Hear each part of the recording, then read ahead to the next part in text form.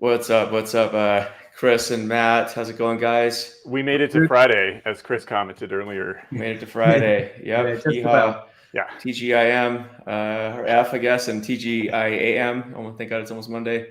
Get to do it all over again. So, but it's Friday. It's this time once again for Let's Talk Data Engineering with myself, Joe. Got Matt Housley, got Chris Tabb in the house. Thanks for showing up this late. Let's get going. It's always fun. It's the only time I get free now at times in the evening anyway. So oh geez. Thanks for spending your Friday nights with us. So yeah. I mean, my life is now. I mean, I even dressed up for the occasion, so put a shirt on and everything. We can't even buy you a beer from over here. Apologies. Well, this is. I was just saying earlier. I had my first team night out on Wednesday night. So I've met a lot of people I've hired, been working with for ages, and never actually met the people. So I got them drunk. I found out everything about them. So big shout out to the team if you're listening. They may not remember they talked to you, but it's fine. Did we talk? I don't know. It's been a busy week. We had I think 3 new starters this week. So wow, we only have one. I mean, we thought we were growing fast. I didn't. Well, anyway, I won't show off on it, but we got 3 bits. An AI machine learning rock star who started. Who it was very very entertaining. If you're out there, Luke Lorcan, respect for the other night, and cool. Brian, another one started, and we got a senior director that started as well. That's going to head up our professional services. So it won't be me now, so it might be run professionally. So that's good. Yeah, I'm HR over here, so I understand how it works. Matt gets to report himself for all of his. That's right. Yeah, all of his transgressions. So that's right. Yeah. But I will be coming over to the US though. It's confirmed. I think I'm allowed in. I've got to get my latest ESTA, and so I think I'll be over towards the end of November. So looking forward to seeing if we can do it. Maybe do it all in the same place, because I've also had feedback. Your backdrops are much better than mine as well. So apart from the Ibiza one, maybe apart from that, it's Ibiza was nice. I need to pimp this one up. Really, it's not the best. Actually, there's a really good app. Is what it's called. So they do virtual backgrounds, but they're really cool. They're way better than what you find in like Zoom or Meet or something. So yours are both real though. So mine's real. It's like a Japanese Zen house. It's IKEA. It's European. Okay. Yeah, it's Swedish. It's high end. That's right. So yeah, my office is more like a museum. It's kind of interesting. Anyway. Well, cool. Yeah, thanks to the audience tuning in. We do this every other Friday. Let's talk data engineering. So that said, let's talk data engineering. Chris, what's been on your mind lately? Well, yeah. So I think that the data ops thing just keeps coming back as a discussion. So there's that. We've been looking at some other products out there. So actually, Rivery was one we were looking at this week. Interesting. Yeah, so you probably say, "Oh, we're just part of them as well." But I think their approach and it looks good. So we're looking to do some stuff with them. But yeah, it's just embracing that data ops and minimizing the moving parts of your platform. So if there's a way of getting you there quicker and getting on that data ops journey, then I'm all for it. So interested to see what that comes out with. What are your thoughts on this? I want to get your thoughts. So like as far as I can tell, Rivery seems cool. It seems like kind of an all-in-one platform. I mean, what are your thoughts on all-in-one versus sort of piecing everything out and not going all-in-one? It's that maturity and how far you're growing. If that all-in-one has good APIs that gives you the MVP of something you need, and then is able to integrate maybe with your enterprise tools out there and perform that, you may outgrow some bits of it, but maybe the product will grow in that particular way. So at the beginning, I think what Snowflake did back at the beginning was give that enterprise, like the Exadata capability, your Teradata capability, to people that would never been able to get that budget to go and do that. So it enabled them and generated this new data era that we're in at the moment of every company now being able to do stuff that was only reserved for the big ones. And I think when you left that and you looked at all the other things that go on top of your platform, so for example, your data governance cataloging, maybe your data quality solution, maybe your transformation tool, your orchestration tool. I've been there before. You go along with that shopping list of your here's my budget for next year. Here's what I need. Not getting that. Not getting this. So you have to work around it, and you're not going as far on that quick of that journey. So I think what the gap they're filling is that get you up and running quicker, give you quite a few of the components, give you that framework of working in a data ops way, which lends itself very well. Quite a good pricing model, a very good pricing model with regards to you don't have to fork out. I love Elation, but it comes with a price tag. And we talked before, trying to get a budget for a data governance project. I said, right, I want 250 grand for this data governance. You got to try and convince them what governance is first. You got to then link it to business value.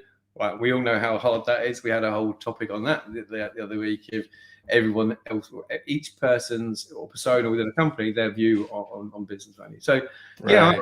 I think it has a place. And as long as any tools out there, work out what the exit is of it and understand what capabilities it's covering, and then see if they can extend out via an API route to give you some of those enterprise capabilities, which is not their, that's not their focus. They're focused on, I believe they're focused on really that data ops observatory transformation pipeline with orchestration in a one-stop shop. I think the other alternative, and I think it's another one I support as well, is that combination of Airflow, DBT, or whatever thing you use for ingestion, be it Airby, Fivetran, or now the latest news, obviously, Fivetran bought HVR. So two of our awesome partners. So it's good to see them all. It simplified my life because we have to do a website update, and I don't have enough hexagons for each of the capabilities. So thank you very much for doing that. Real estate. Web development cost at the moment to fix that. Yeah, it's interesting. Yeah, observability is an interesting one. Actually, we Matt and I are jokingly calling this month Observability October or something like that, because the Monday morning data. What's that? Are you going to it as well? The one that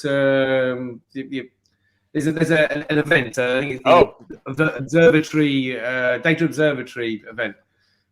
Probably, if there's one. Yeah, but in the Monday morning data chat, we got a lot of data observability folks showing up for the next 3 weeks. So we got Lior from Monte Carlo, Andy from Y Labs, and Jason from Data Band showing up. It must be the same thing, because I think Ben, the guy that used to be with Snowflake, Bob Moran. So he's at the event. So I'm there virtually, so I'll virtually see you there. So. Awesome. Let's do that. So it's the Impact Conf is what it is. That's it. If you haven't signed up for it yet, go check it out. Like what these guys are doing. So what does observability mean to you? This term has been bandied about a ton. I think it's funny. I was just joking the other day with somebody, sort of not really, that it seems like every second there's a new data observability company starting up right now. I think it is everyone likes to get behind marketing words for these things, but I think the role it's playing, it's your data product shop window. So it's like your dashboard of what's going on, the pulse of your platform. Before you've built that up with different tools and different things, and River are doing some of this stuff. You've got Elation doing bits of it. You've got other tools that are giving you that lineage of all that metadata. So it's all about that observatory. It's all about that evidencing, lineage, evidencing. I call it the kite marking of your data. The making sure it's come from a valid source, and then you can put your quality metrics and things there, which then come part of your observatory. Also, downtime, maybe tests that don't fail if you want to go that data ops approach, and or features release. There's so much you can put on there, and if that's promoting to that community. Look what we're doing. Look how quickly we're moving. These are, that whoop to your team. This is not just one person. This is, we're all doing this, and gives you that ownership. Your teams then they go there to look at it rather than it being I've got a Slack message saying I've got to do this now, or I've got to So it's that crowdsourcing the influencer responsibility of data within your company. Yeah, it's interesting. Yeah, to me, I mean, observability was kind of the missing piece in data ops. In other words, observability in DevOps is critical, but it's simple, right? It's like, what's my CPU utilization? What's my request latency? How many requests per second am I getting? And we've all had these experiences, especially with more and more data coming in from the outside world, where data just sort of corrupts itself, right? Like you get more bots all of a sudden and it screws up all your machine learning metrics. And so I feel like this new space of like observability, open source projects and products is really going to finally start solving this problem, so we can have true data ops that will help to solve some of the entropy of data that's just inherent in the domain. Mm-hmm. It's an interesting one. I mean, I guess given the explosion of options right now, I mean, how would you pick a tool or a solution? It's that what part of the journey you're on as well, and how bad your technical debt is that you've got already. So, if you're starting small, you're starting with a small budget, and you've got a relatively small team, you'd have to start with some software as a service thing that can do that for you. If maybe you've got a good DevOps sort of background in your team, and that you'd probably go with the Airflow DBT, and then whichever ingestion mechanism you use as well. Maybe some of the I think it's not see it much tonight, but someone buying the whole Informatica piece. I mean, their products. I mean, they have been moving it from its old. To the web version, a web UI. I haven't seen it recently, but that's probably for someone that a larger corporation where they're able to sell it in a different way. Right. It's not a price for everybody. Yeah. At the golf course, probably. At the golf course, yeah. This is fun. I mean, we've got some friends over at Y Labs. They have the open source YLogs tool as well, which I think is they position for machine learning, but I mean, you could probably use it for data if you wanted as well. It's either cousins, I do love this the open source movement out there at the moment of giving those and the collaboration between them as well. I'm sure they have long-term motives of what they want to do with it, and the enterprise version of it, but it gets people started, and it enables that data ops approach. I mean, a lot of the products out there, it has a repository. You have to go and save it to a repository, extract it out. It's not, you can't do like a pull on it and go, okay, that's fine. Yeah, that's okay to go merge it up.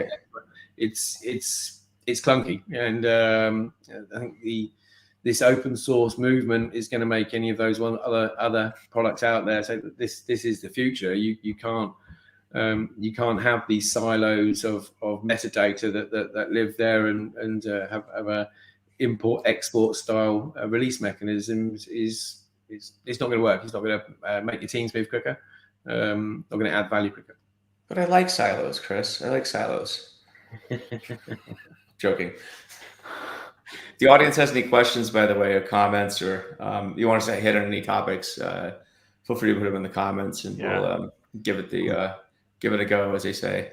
Yeah. So. Well, and I like what you were saying, Chris, about how, and Joe makes this point all the time, that like what's old is new again, right? So a lot of these observability capabilities were part of enterprise tools, extremely expensive, part of these monoliths. They kind of went away they still existed, but people ignored them during the big data era because MapReduce was cool and Informatica was not.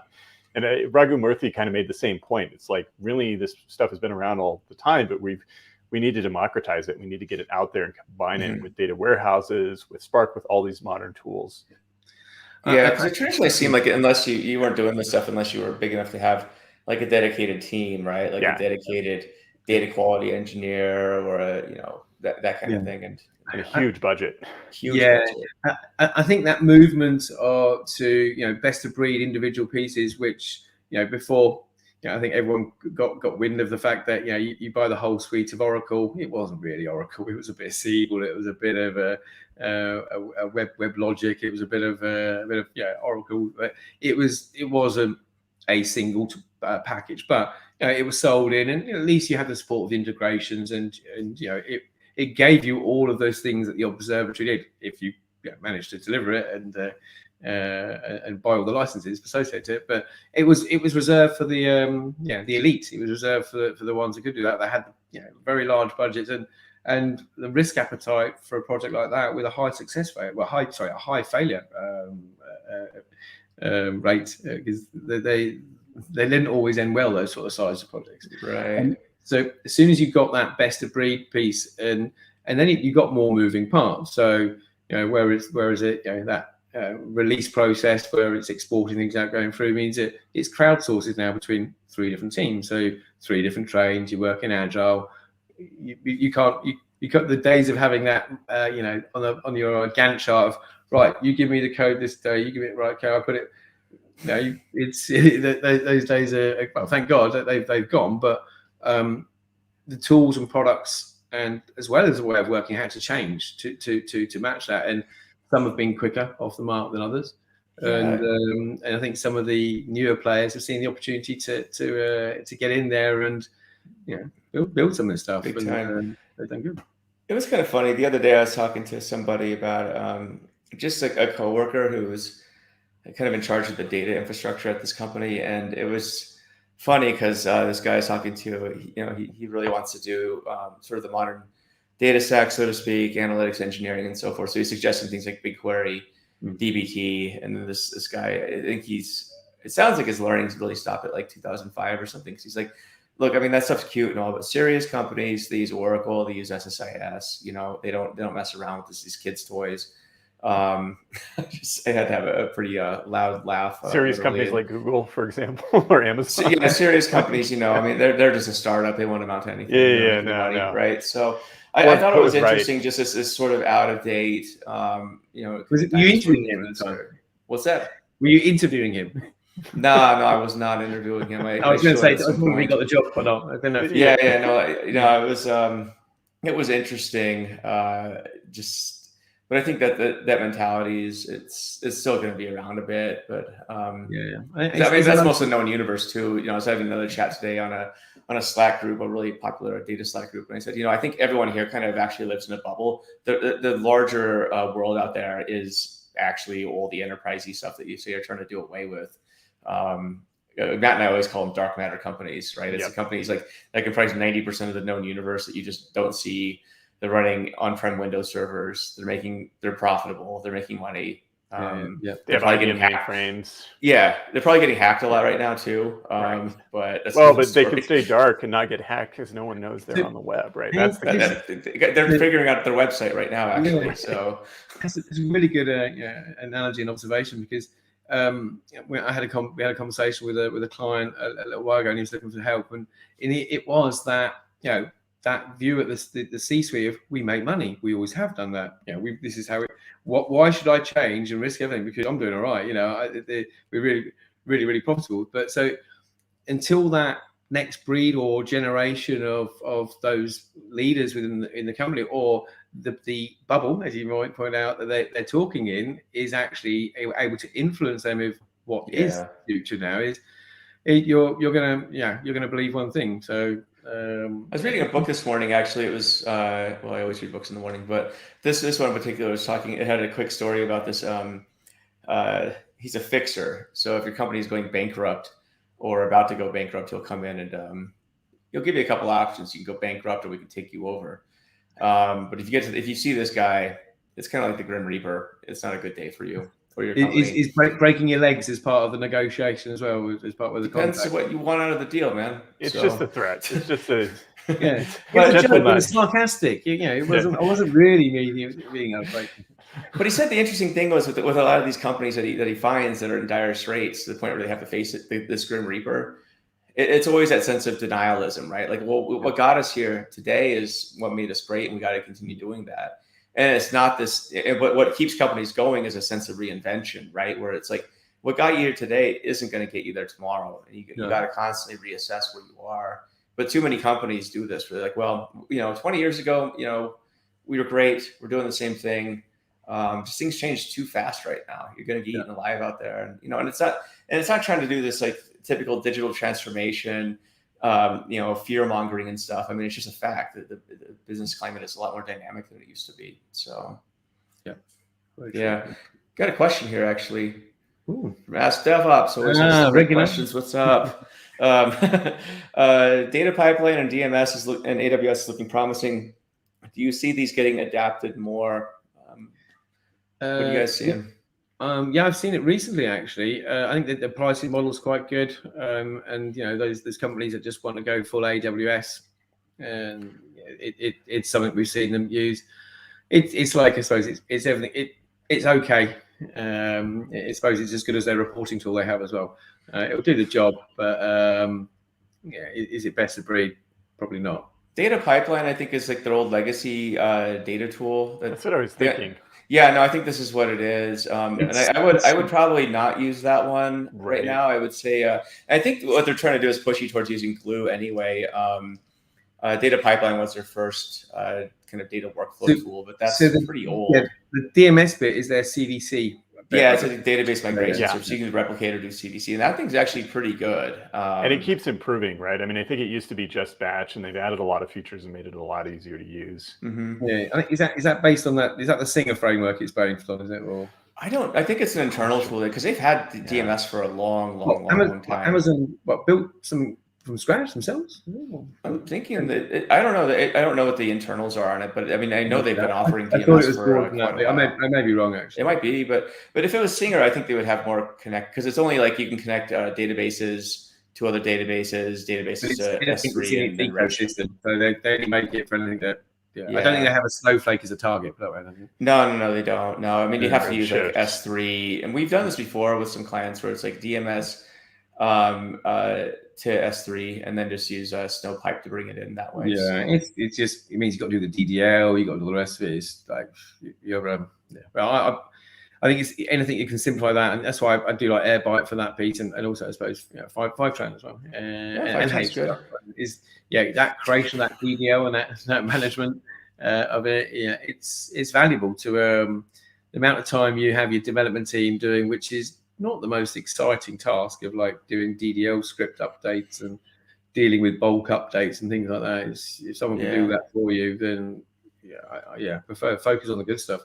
But I'd say for the question, like for AWS, I would avoid data pipeline. That's just if I'm in their shoes, it's just an older product. I think they're trying to. I don't think AWS ever like fully deprecates stuff, but there's better tools out there. Use Glue, and then for DMS, I mean, it's perfect if you just need to stay in AWS. You don't need to.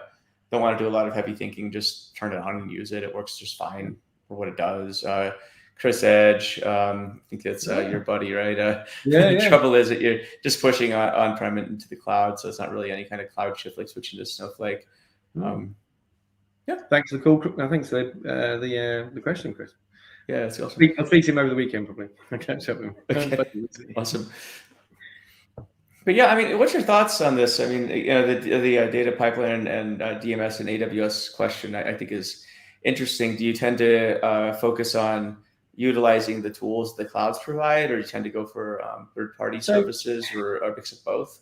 It's on a customer basis, and it's that skill set they've got. And I'd always push for as a service tools as much as possible, especially for a company that doesn't have the internal skills to support it. But if you've got a hardcore engineering team that manage everything by Terraform, and they've got Jenkins instances as runners and doing all that, they're not going to want to go for something with a GUI, and they probably want to stick with putting everything on Amazon Marketplace. And we've seen clients like that they want to minimize their vendors. I think it will get you somewhere. I think at some point you will outgrow their suite, and you'll have to go and go external from it. But it's a good starting point. To your point, Joe, especially if you're focusing on the things that they're promoting more rather than some of the legacy stuff they may deprecate. Yeah. What are your thoughts, Matt? Yeah, I think you really have to kind of follow what's going on with AWS at the time, right? Like Joe was saying, Glue is actually a decent product. It's got its limitations. It was terrible at first, but they've continued to invest in it. They've really maintained and improved it over time. DMS is somewhat that way. And it's just good to know that like data pipeline tools is not good. Like ask around, ask your friends, find out which AWS tools are actually good and which ones are getting ongoing investment. Like you kind of just need some outside consultation to know what to use sometimes. That's yeah. I see a lot of people use, and here's the paradox I see. I see a lot of people using Lambda for big data sets, and I see a lot of people using Glue for small data sets. Yes, all the time. Reverse it around. So. Right. Yeah. Because it's interesting. Glue's a great tool, but it's overkill for small data sets. So. Is that more for the cost aspect, or it's just Spark behind the scenes, like spinning up Spark just to move a small amount of data out of a Postgres database is huge. Or transform like a megabyte of data. It's like using a nuke to win a street fight or something. That's right. That's sort of like that's the level I like to play. Yeah, get the advantage. You don't mess around. How was it dedicated then? Was that a? What's that? Shout out to Dedicated. Yeah, we did the Dedicated Expo the other day. Shout out to Kate, Strachny, she's awesome. Shout out to Greg Coquillo as well. Great to see you all. Yeah, good to see you too, man. We're actually talking about Greg today because Chris and I met on one of your threads, Greg. And then he joined our show a couple days later. And the new world. Like, people meet over a drink at a bar, but now we meet over a post that Greg did. So thanks, Greg. Yeah. But what we were actually talking about one of your posts, Greg. We were talking about what was it? The KPI, the KPI dance. Yeah, so the metrics and KPIs, the dance between them. And I think the comment I put on there was you don't want to get it wrong because you'll be doing techno to tango, or tango to a techno. But what it reminded me of was, in fact, Kate, who runs Dedicated, did a similar post of publishing how many miles she's been running over a period of time, which that's a good thing as long as it doesn't become a target that is, if you're trying to run 50 miles a day or something, it's not going to be good for you. But when I did a post over the ski season, we're talking about when KPIs become toxic. And in a company, the KPI should either be underpinning your company ethics. It should be underpinning value, business value, hard to work out, but profit, or retention, or targets of sales, or targets of optimization, whatever it is. It should be for the greater good of the company. But you sometimes find that one department will do maybe some sales team are doing targeting one thing which has a negative impact maybe on another team that's targeted a different way. So you've already built you're not all going the same direction.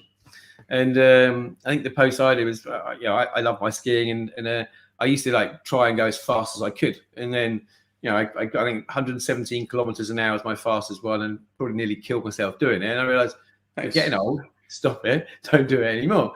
So, but then last year I was skiing on my own, I was getting bored. So I was just going up and down the same run as fast as I could, see if I can go over 100 kilometers. And I mean, that's not the right thing to be focusing on. Maybe it's the right thing to be focusing on how many miles I've done in the day, and do I get home alive? So, it's pretty binary outcomes too. So I kind of like live or die, live or die, or just not break myself. Maybe partial, one limb broken or something. But I broke five limbs today instead of 4. Well, that's a target that's going to be very hard to meet, isn't it? Unless you start borrowing other people's limbs to break. Oh, but collision, yes. Yeah, I mean, it's interesting. I'm trying to bring this up on my Kindle, which is not working. Greg, you work at Amazon, help me out with this. Just kidding. So, but I actually there's a book in my queue that it's called The Tyranny of Metrics.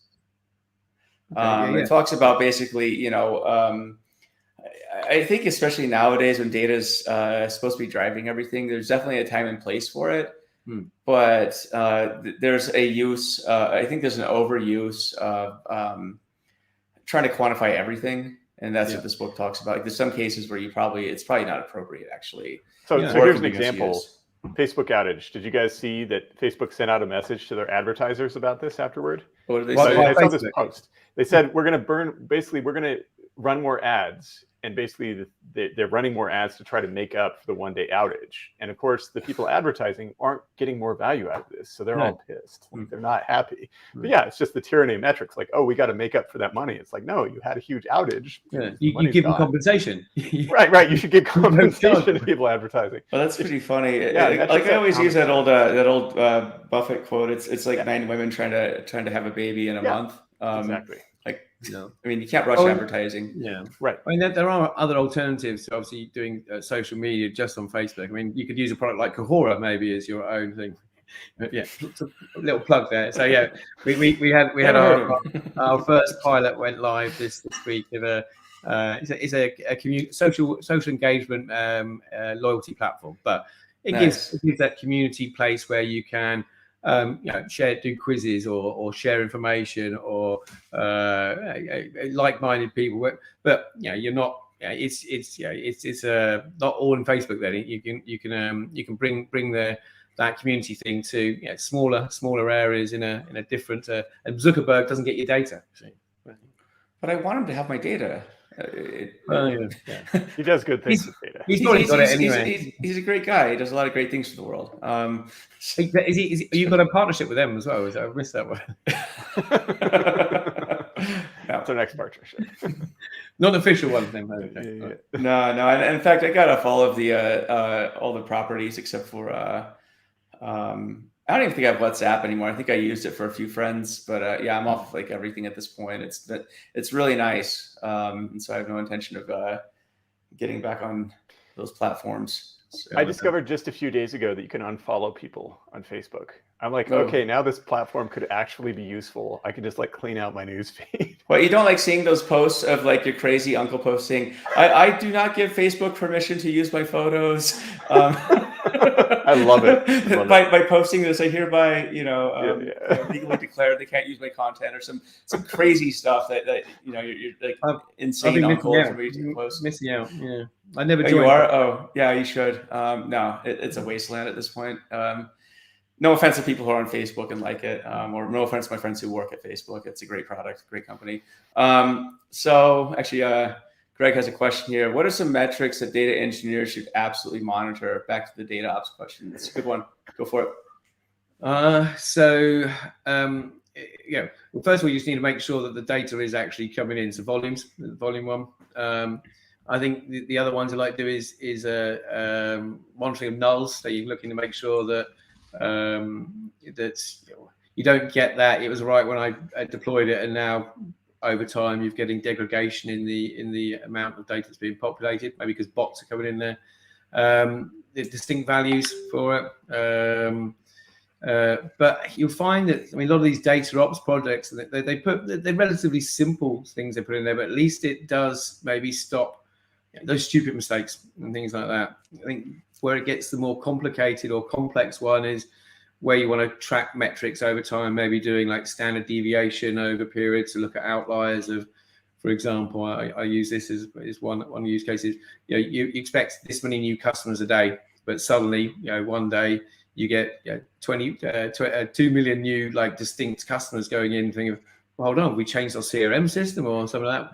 Someone's done a release and mapped the wrong sequence ID to it, so it's come through with maybe their activity ID rather than the actual customer ID. So those sort of things can highlight maybe outliers, but then you have to look for that over time. There's only so much you can do on that ingest piece because you only have a snapshot of the data.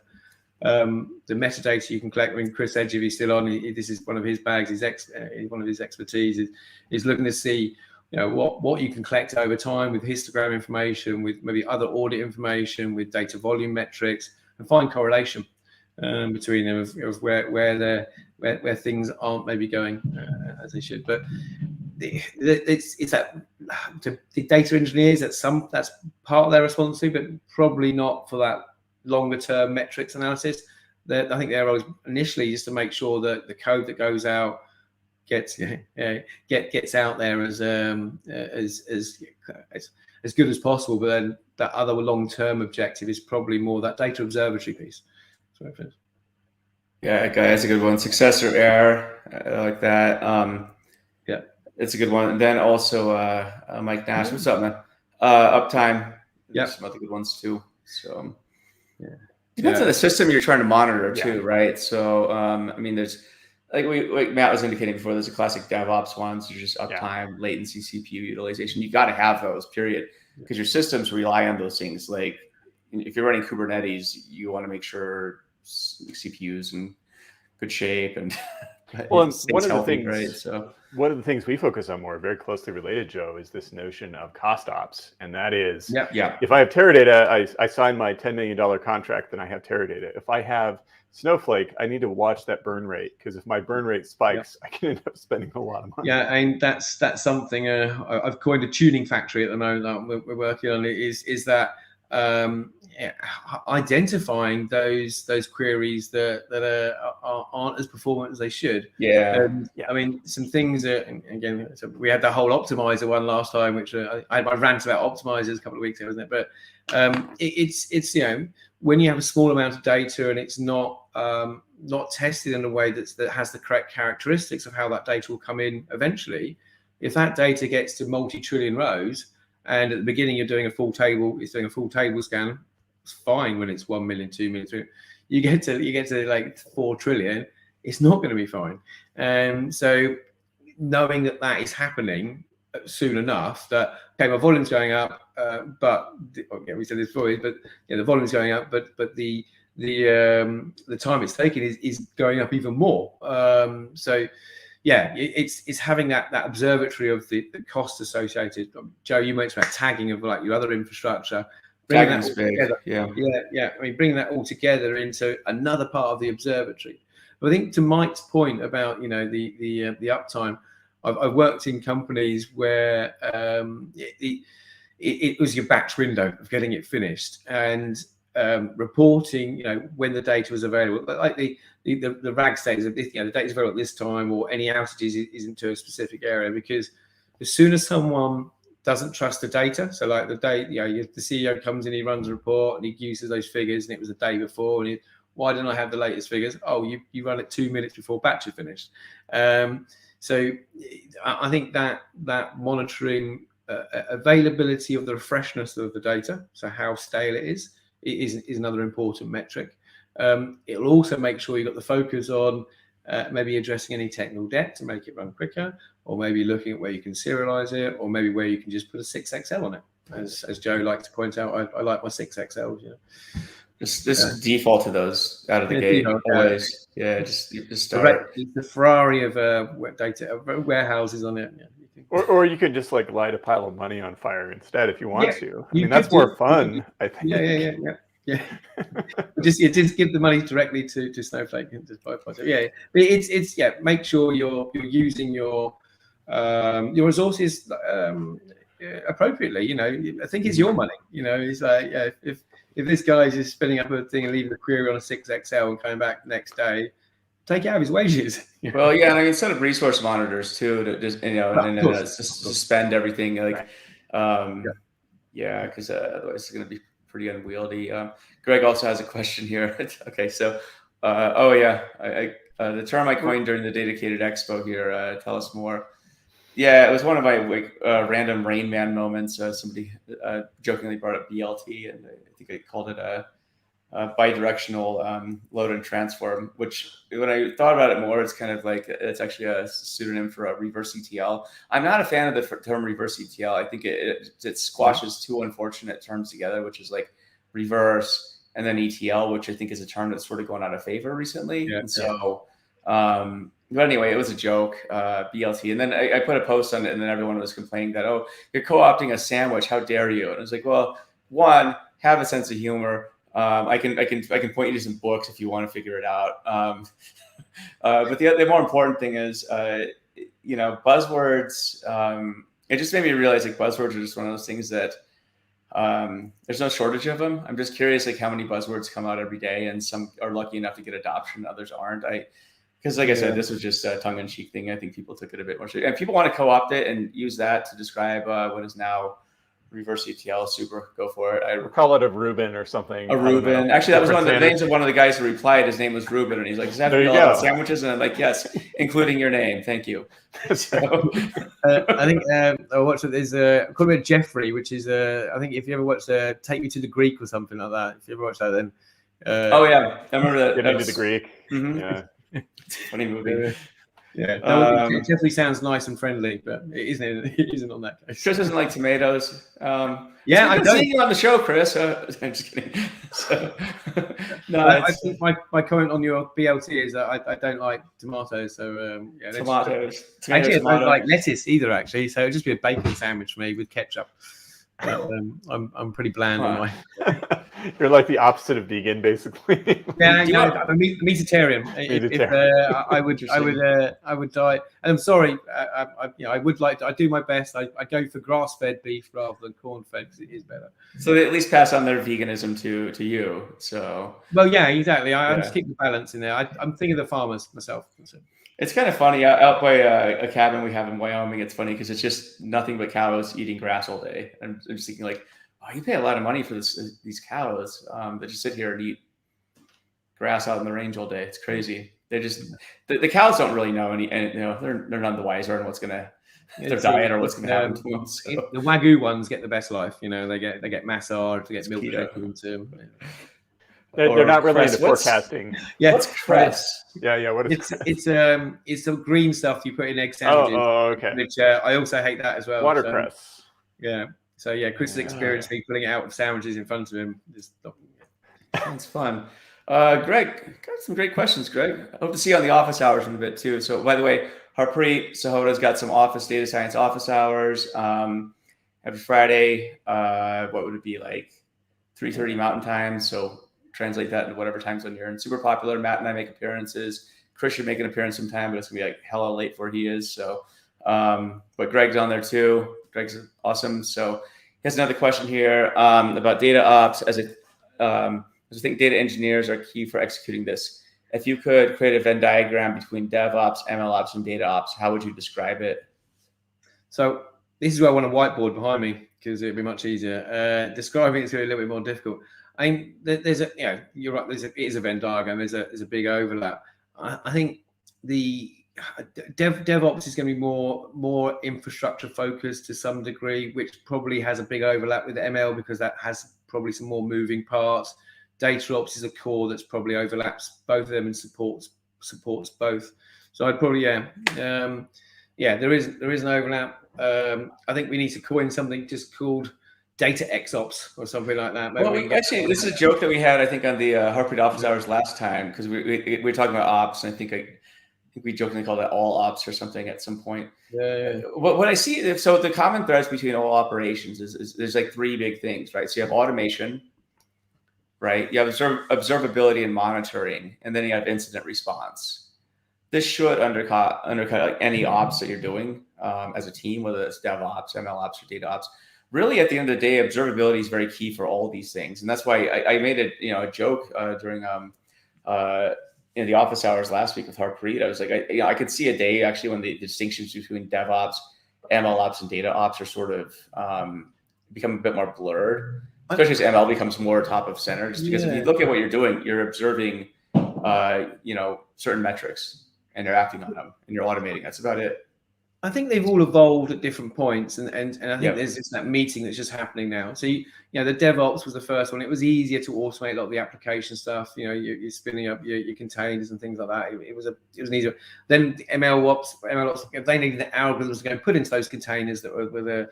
And then data ops has been sitting in the middle, which is just giving those engineers that continuous pipeline changes pieces. So I see as maybe there's platform consolidation, as maybe they're all part of a similar, maybe not a team, but the same organization, working within, we like to put a team blueprint. So there's maybe within there, you've got a couple of engineering squads, you've got a machine learning team as well.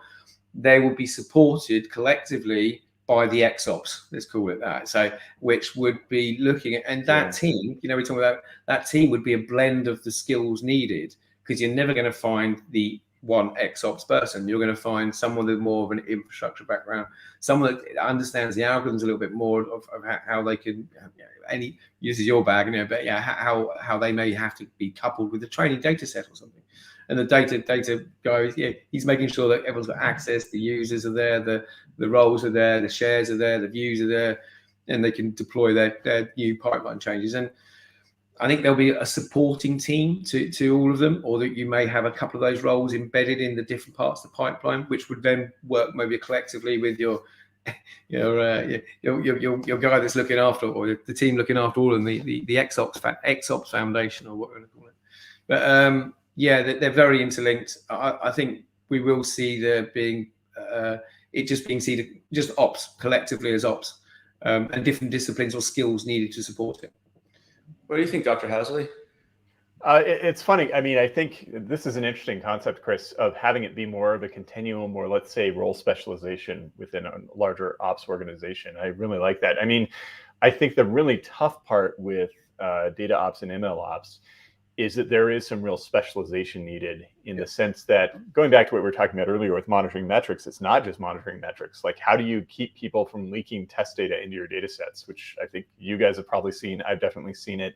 That's a statistical monitoring problem, and most DevOps engineers are not equipped for that. But if you combine and say, this person is very statistical, they can monitor data using statistics, and this other group is very good at like monitoring uptime, and then ML ops monitoring models and such. Let me throw this out there too. I mean, Matt Turk, in his recent Lumascape article about the data landscape, throws out the notion of model ops. I don't think he coined that necessarily, but maybe we can. I don't know if I'm prepared to talk about that today. Well, I mean, I mean, kind of a final note on this. I could see it. I could see a startup happening where it does operations and monitoring all throughout the entire life cycle, from application all the way to machine learning and back. Why would they do a thing like that? Well, guess what? Data sources are dependent upon which, right? Yeah. So machine learning is an outcome, but you got to retrain. And so I could see sort of across the board observability at some point that is constrained to these sort of artificial boundaries. I think like data, ML, whatever. And ML model ops is another one, right? I think our friends who are working on all sorts of tooling in that space. There's a lot of cool stuff happening there. Speaking of Matt Turk, actually, Mike Nash, he's been looking at Matt Turk's data landscape. I don't know if you had a chance to look at that, Chris. It's kind of mind melting. Hold on, let me see if I can screen share it just a second. Okay. While you guys are talking. But he asked, when a customer asks for a tool and app for that stack that really isn't as good, how do you have that conversation? I would say it's kind of a more broad question. Like, when a customer recommends when they ask for a tool, they're insisting on a tool that you just know isn't the best fit. Like, how do you handle this? I turn it around. I think the last thing before I go to that is I think there's a need for an ops community. Right, so I think that having that ops community of all those different disciplines working together, they would be better.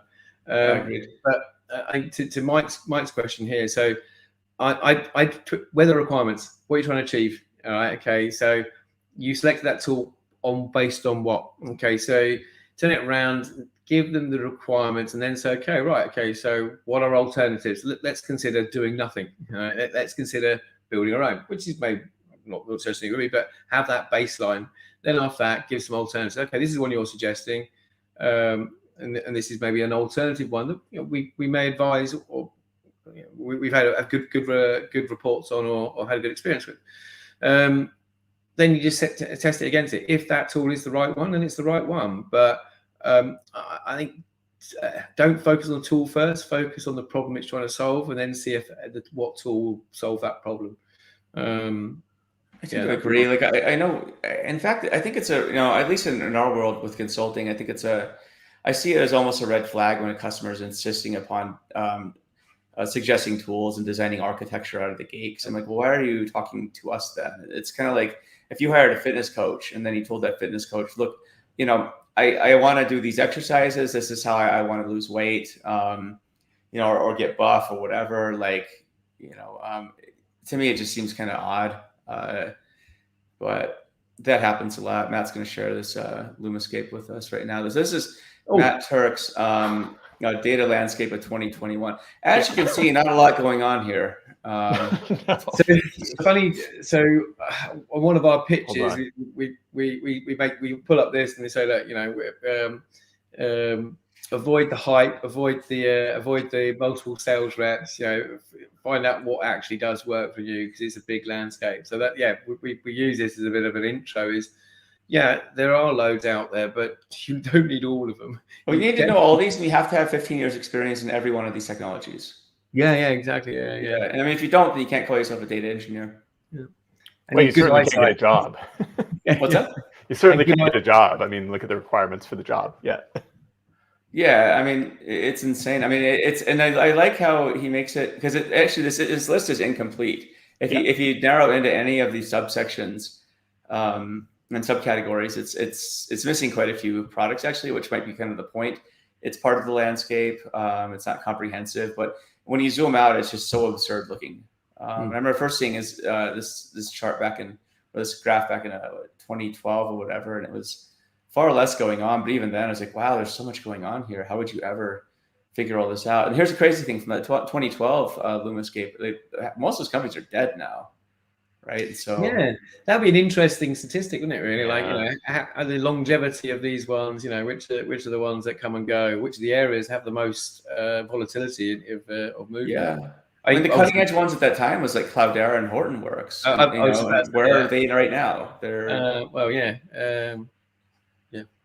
So maybe all working for Snowflake.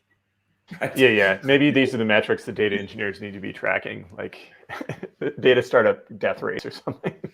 Yeah. We were actually earlier this morning we were talking about a survival analysis. Matt and I and Aaron are latest edition here, and it's it'd be interesting to apply it to startups as well.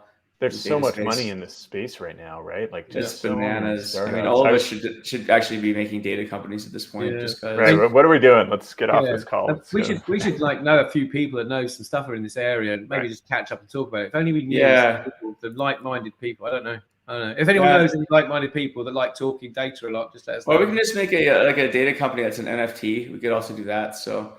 With blockchain. I was talking to someone about blockchain earlier today, and the same thing. It's like, oh yeah, there's startups every week in the blockchain space. I can imagine. Got a good buddy of mine. He was with him last night, but he's working for a company called Block Demon, which is providing that infrastructure. I think there's some exciting stuff that he's doing out there, but they're just killing it out there. He's doing a great job. So a great question. Greg asked, what has Matt Turk's dashboard taught us about the future of data engineering?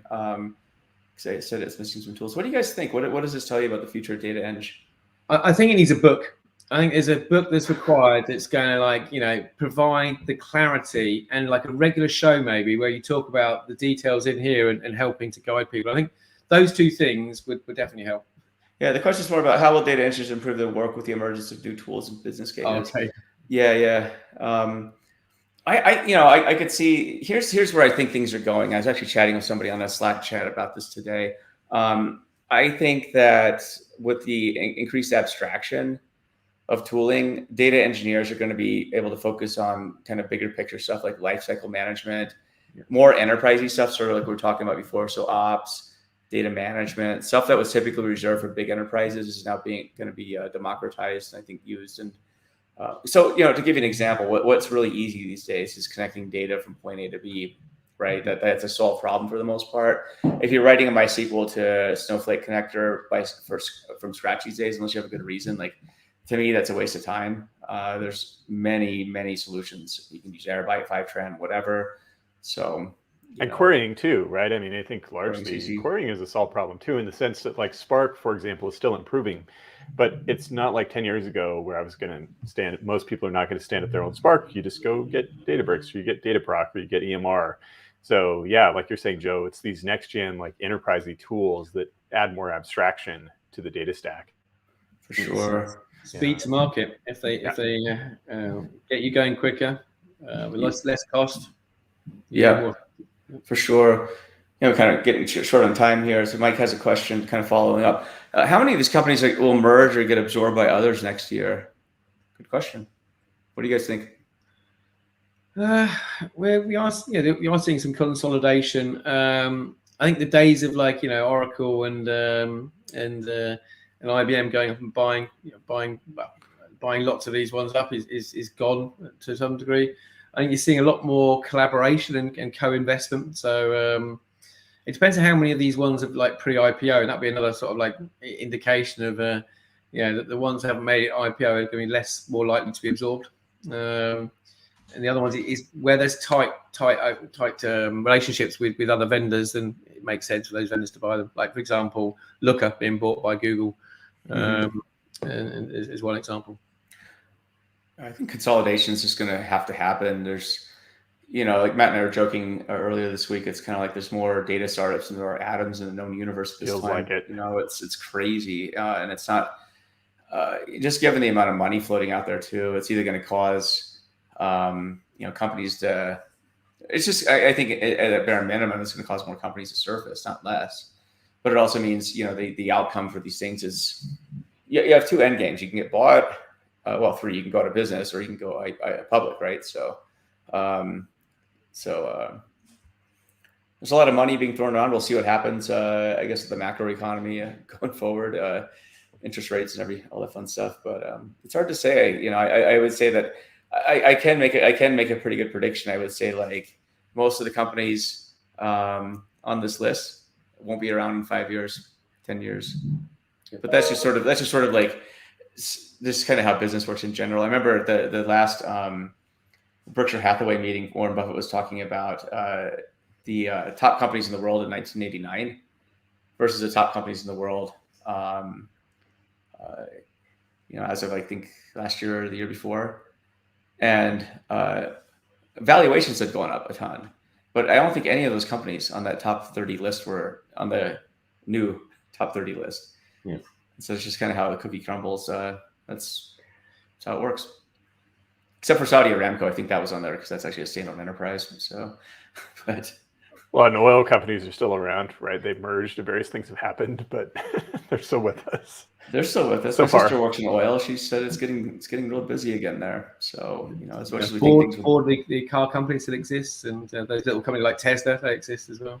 Tesla, yeah, small company. I think they run on Windows 95, and so, is that when they update your car, they're giving you the latest updates to Windows 95? Yeah, they actually put like a thumb drive. They have something like an elf like sneak in with a thumb drive and like boot your computer up, or a floppy disk actually. I thought it was a 56K modem that dialed in. I thought it was, but oh yeah, that's what it is. So, that's what Starlink is. It's actually like a 9600 baud modem. So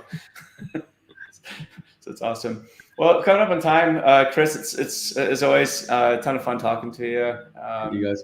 Seems like it's become a regular part of our schedule. So thanks to the audience as well. I know it's late for some people out there, and especially on the other side of the pond. So thanks for thanks for the questions. Yeah, great questions for sure. Really like this one. Good chat today. So speaking of chats, next Monday morning data chat on surprisingly Monday, we're going to have Lior from Monte Carlo talking about observability. Informally, we're kicking off a observability October. So who else we got? The Wednesday show, the Joe and Friends show. We got John Wills from Relation showing up to talk data governance. He's a fascinatingly smart person. I really enjoy talking with him, so that's going to be great. Stay tuned for some fun stuff. And Chris, hope you have a great weekend, and looking forward to seeing you whenever you get over here. So yeah, towards mid to end of November. I'll get the date locked in. So fantastic. Nice. So Chris will be in other news coming to the States. So get your plane tickets ready. Go meet him up. So is your new pre-book release happening? Yes, in fact, I think that the chapters 1 and 2 are going to be an early release on O'Reilly as soon as maybe next week or maybe the week after. So stay tuned on that. And we got many others coming up. And thanks to Chris for all the work. I mean, several people have helped us out on Tech Review, but yeah, really good, insightful comments, many of which have been integrated into the text. Cool. Yeah, it's a good book. I do like your style. It's a good storytelling, and I think it's getting that knowledge out there, which is great. Yeah, thank you, man. Appreciate it. Look out, America. Yep, look out. Chris is on his way here. Look out, Britain. Look out, Britain. Coming to America. Sorry. That's a good movie, by the way, if you haven't watched it. is. So. Alrighty. Have a good night. See you, audience. Bye. Take care. Yeah.